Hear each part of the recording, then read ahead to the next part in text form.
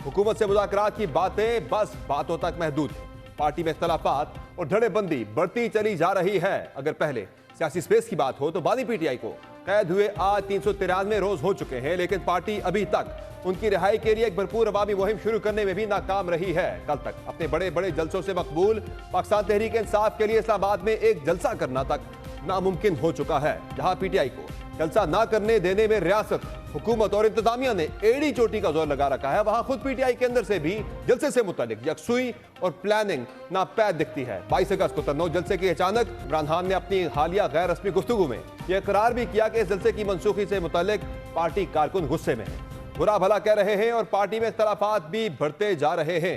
जलसे की हैरानकुन मनसूखी से मुतालिक इमरान खान की अपनी हमशीरा अलीमा खान की एक ऑडियो में भी इंतहाई जारहाना जज्बात थे। कुछ ऐसे ही जज्बात का इजहार बानी पीटीआई के कैद के बाद से अवामी सतह पर लीड करने वाले वाहिद रहनुमा शेर अफजल मरवत के हैं, जो 8 सितंबर के जलसे के होने या ना होने और कामयाबी से मुतालिक तशवीश में मुब्तला हैं। एक रोज कबल अपने एक्स पैगाम में उनका कहना था कि बानी पीटीआई की हिदायत के बावजूद उन्हें 8 सितंबर के जलसे की ऑर्गेनाइजिंग कमेटी से बाहर रखना अफसोसनाक है। अगर ये हुकाम के लिए मेरी आजमाइशों को महदूद कर देगा और खुदा न करे बुरा शो या किसी और नाकामी की सूरत में मेरी कोई जिम्मेदारी नहीं होगी। ये इकदाम यकीनन हमारे इत्तेहाद को कमजोर कर देंगे। मुझे नहीं लगता हुकाम पीटीआई को जलसा करने देंगे। मुझे दूर रखकर पीटीआई की ताकत को कमजोर करने की कोशिश की गई है। पीटीआई के कारकुनों को इन हालात का इल्म होना चाहिए और किसी नाकामी की सूरत में वो मुतल्लिका क़यादत को जिम्मेदार ठहराएंगे। ओके, शेर अफजल मरवत के इस इल्जाम की पार्टी चेयरमैन बैरिस्टर गौहर ने एक रोज कबल हमारे ही शो में तरदीद कर दी थी। ताहम ये इख्तलाफात बता रहे हैं कि पीटीआई के लिए 8 सितंबर का जलसा भी करना महाल ही होगा। मरवत को जो इंतजामी कमेटी है उससे क्यों निकाला गया है? नहीं, उसे निकाला नहीं, वो तो कमेटी में है। उसने एक ट्वीट शायद की हुई थी, गलत फहमी में उसने ट्वीट की हुई।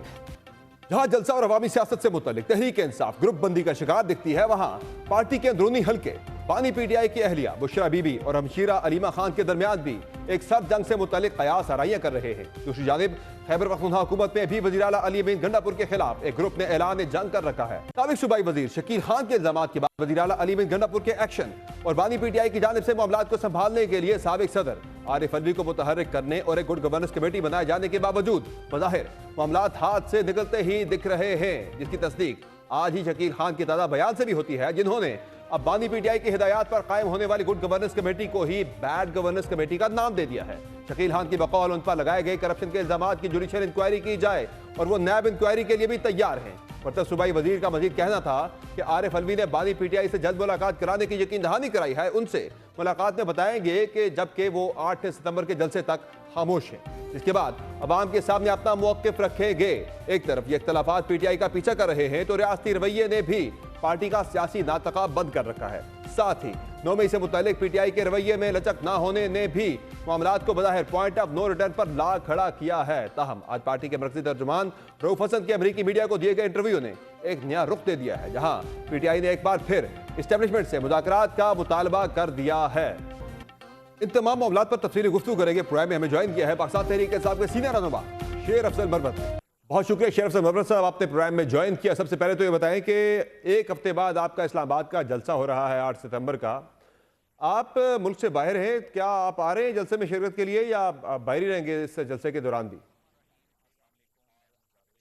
नहीं, मेरी कल ही वापसी है। इंशाल्लाह कल ही इस्लामाबाद में हूँगा और जलसे के लिए जो है तैयारी करेंगे। जो भी फराइज तफवीज़ होंगे, अभी इस हवाले से कमेटी ऑर्गेनाइजिंग बनी है और कल बैरिस्टर गौहर साहब की ज़बानी जो मीडिया पे बातचीत करते हुए उन्होंने बताया कि उस ऑर्गेनाइजिंग कमेटी का मैं हिस्सा हूँ और मुझे अब व्हाट्सएप ग्रुप में ऐड किया गया है। तो लिहाजा जो भी फराइज तफवीज़ होंगे इंशाल्लाह ऐसा तरीके से अदा करूँगा। बिल्कुल, बैरिस्टर गौहर साहब ने हमारे प्रोग्राम पर ही ये तस्दीक की थी कि शेर अफजल मरवत जो है वो ऑर्गेनाइजिंग कमेटी का हिस्सा है जलसे की। ये बताएं कि आपने जो 2 दिन पहले एक पोस्ट की थी अपने सोशल मीडिया के ऊपर, उसमें आपने जलसे की कामयाबी के हवाले से, इवन जलसे के होने या ना होने के हवाले से भी आपने तशवीश का इजहार किया था, आपने शक का इजहार किया था। क्या आपको शुक व शुबात है जलसे की कामयाबी को लेकर? जलसा कामयाब होगा तब जब जलसा होगा। अब जो 6 माह से 23 मार्च से लेकर 23 अगस्त तक ये जलसा मुलतवी होता गया बिला किसी खास वजह के।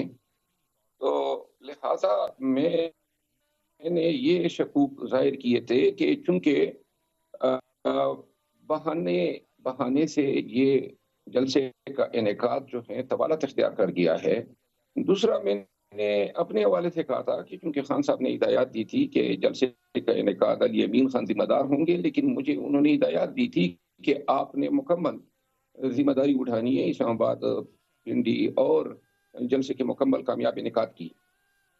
लेकिन बादशाह जो है, जो ऑर्गेनाइजिंग कमेटी अनाउंस हुई, उसमें मेरा नाम नहीं था और शायद बाद में डाला गया, जिसका मुझे कोई इल्म नहीं था। ना व्हाट्सएप ग्रुप में ऐड किया गया, ना किसी मीटिंग में मुझे मदऊ किया गया। अब मिस्टर गौर साहब ने जब आपके बयान में ये बात कही तो इसके बाद जो है व्हाट्सएप ग्रुप में डाला गया। अब मैं ये समझता हूँ कि वो शकूक सिर्फ इस हद तक थे कि ये मौखर किया जाना जो था वो जायज़ नहीं था, और अगर बार बार मौखर होगा तो इससे जो है खान के कास को और पार्टी की सियासी मफादात को शदीद नुकसान होगा। आप जो बात कर रहे हैं शेर अफजल मरवत साहब के जलसा कामयाब तब होगा जब जलसा होगा, इसका मतलब है कि अभी भी आप खदशे का इजहार कर रहे हैं कि जलसा पता नहीं होगा या नहीं होगा?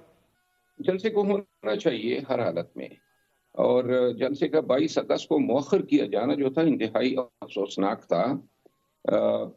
बिला किसी वजह के खान साहब जो हैं उनकी तरफ से ये फैसला करवाया गया और यूं जलसा नहीं हो सका। लेकिन जो आप कह रहे हैं मरवत साहब के बगैर किसी वजह के 22 अगस्त का जलसा मनसूख किया गया, खान साहब से मनसूख करवाया गया, ये फैसला करवाया गया, वजह तो बता रहे हैं वो कि कोई यहाँ पे लोग जमा थे सुप्रीम कोर्ट के फैसले की वजह से, और फैसला आना था उस दिन मुबारक सानी केस का, तो खतरा था किसी किस्म के क्लाश का। आप कह रहे हैं कि ऐसी कोई चीज़ नहीं थी और बिला वजह आप जो कह रहे हैं कि जलसा मनसूख करवाया गया, खान साहब से फैसला करवाया गया? समर, आपको पता है उस दिन फिर आपने कोई लोग देखे सुप्रीम कोर्ट के सामने? कोई मजमा था? कुछ भी नहीं था। इस चीज पे मैं जोर दे रहा हूँ वो ये है कि हतमी तौर पे हमने जलसा करना है। जब जलसा करने की नीयत होगी और उसमें शिद्दत होगी तो फिर कोई मौखर नहीं करा सकेगा। मैं ये समझता हूँ कि 8 सितंबर का जलसा जो है, अब पार्टी के अंदर या बाहर कोई भी ताकत अगर मौखर कराने की कोशिश करेगी तो वो अपनी सियासी मुस्तकबिल पे खुद ही कुल्हाड़ी मारेगी। लेकिन सर अली अमीन गंडापुर साहब से ही ज़ाहिर एस्टेब्लिशमेंट का रब्ता हुआ था, ऐसी क्या कोई यकीन दहानी वहाँ से करवाई गई या कोई CBM था ये कि किसी CBM के तहत तहरीक इंसाफ ने ताउन किया उनकी दरखास्त के ऊपर जलसा मौखर करके? CBM में भी तो ये देखा जाता है ना कि अगर मुझसे काम करवाया जा रहा है तो उनको क्या फायदा है। इन रिटर्न भी ये 6 माह से जलसा मौखर हो रहा था, 6 माह से जलसा मौखर हो रहा था, तो इसकी जाती तौर पर मैं ये समझता हूँ कि कोई इसकी वैलिड रीजन नहीं थी मौखर करने की, लेकिन चूंकि खान का हुक्म आ गया था तो मौखर करना पड़ा। मरवत साहब, पिछले जलसे से पहले आपने बड़े बुलंदोबांग दावे किए थे, हम चूड़ियाँ पहन लेंगे, ये कर लेंगे, वो कर लेंगे। अब की मरतबा 8 सितंबर के जलसे से पहले तो आप ऐसा दावा कोई नहीं करेंगे।